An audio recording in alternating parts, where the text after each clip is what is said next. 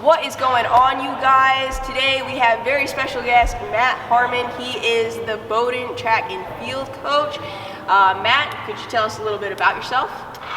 Yeah, I'm an assistant coach at Bowdoin College. I coach the throwers and the multi-event athletes, and I work with strength conditioning with all the track and field and cross-country athletes. Gotcha. So today we are doing an episode of underrated versus overrated. We did this on the main Coastal page, but we wanted to do one kind of more geared towards our youth athletes, our high school athletes, looking to go to the next level. So without further ado, let's get started. First on our list is counting macros.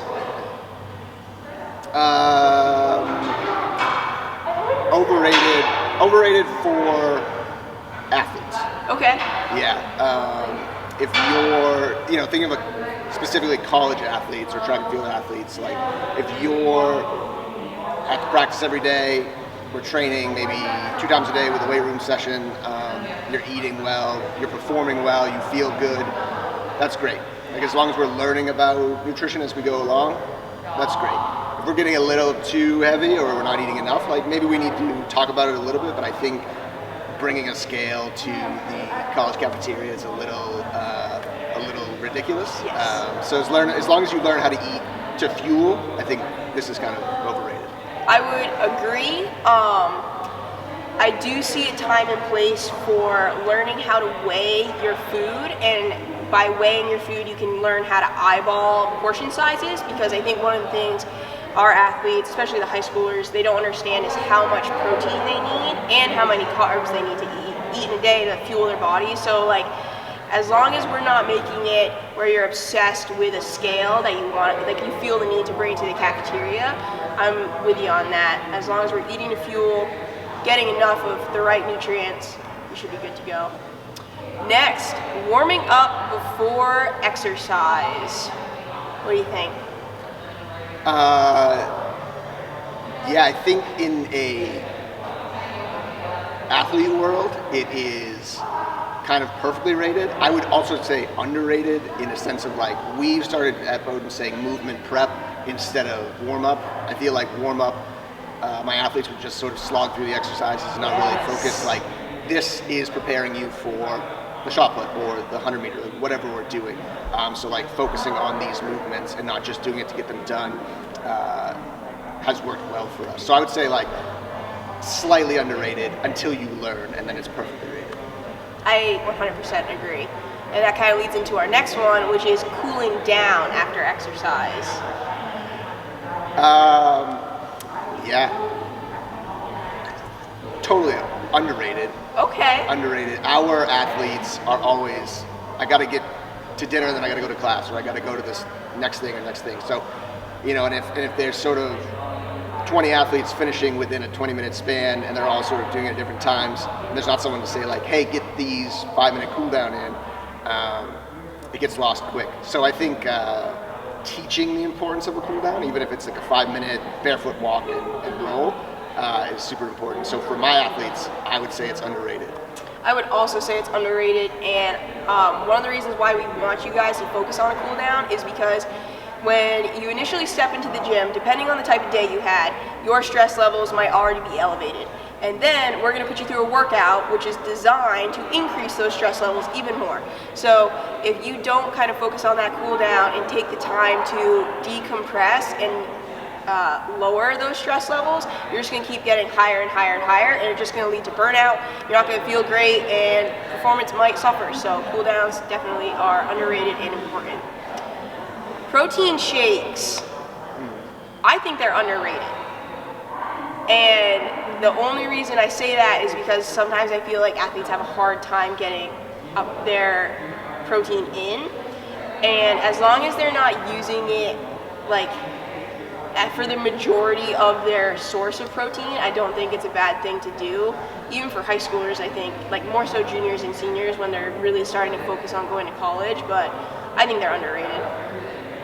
I think they are overrated because there's a lot of misinformation about supplements. Yep. I think a lot of high school kids or younger college athletes do it because they see it online or they see, Ronnie Coleman drinking a protein shake. I do like them in a pinch, like if you can't get to the dining hall. Yeah, dining hall dinner. before class, like they're great.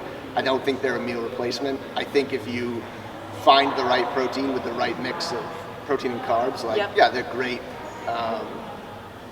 you know, in a pinch. But I just think they're slightly overrated. Okay. This one, chocolate milk as a recovery drink. What do you think? Yeah, I think it's good. I sort of perfect, like right in there. Like I think anything right after a workout is great. If you like chocolate milk, good. If you like a protein shake, fine. Like I prefer you go eat a meal, but like, you know, middle of the day practice or an individual session or a morning lift, like might not work. If you like it, go. So I would say Like perfectly properly rated. rated? Yeah. I think it's a little overrated.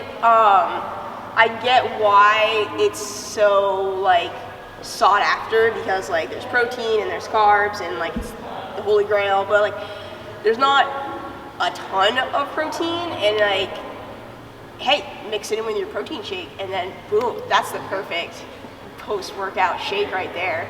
But yeah, a little, to me I think it's a little bit overrated, but in a pinch I get it. Early specialization in sport. Overrated. Yeah. It's just, you guys need variety in your athletic abilities because being able to, even if you suck at that other sport, learning those movements and your brain is going to make connections, it's going to learn new ways to move. When you transfer over to your main sport, you're going to be better at that sport. Yeah, I agree. When we're recruiting kids, I always ask, what else do you do? Like if it's a shot putter, what are you doing in the fall? Are you doing anything in the winter? If it's not indoor track, I'd like to hear football, basketball, whatever. You know, doing too much of one thing early, like you might be great early, but I'd like to see a more developed athlete through high school before we specialize. And then you peak early. Possible, And then it's just all downhill. Absolutely. Straight bar deadlift for athletes. Yeah, I think the straight bar deadlift is very overrated. The straight bar deadlift to me is a lot more technical than people think. I think it is very easily people can wing it really easily and think it's a simple lift. It's not. I think especially the positions that we're in don't quite mimic the straight bar deadlift. Like it's a good lift. I do it. A lot of people do it. I just don't think it's the best for athletes. I would agree. I don't see anything wrong with doing it in like the off season. So like a general prep, like you just finished your main sport season and then like you have a whole year until your next season. There's nothing wrong with doing it as long as it's done correctly. I like it because it is more hip hinge dominant, and then we use a trap bar with a lot of you guys and our athletes.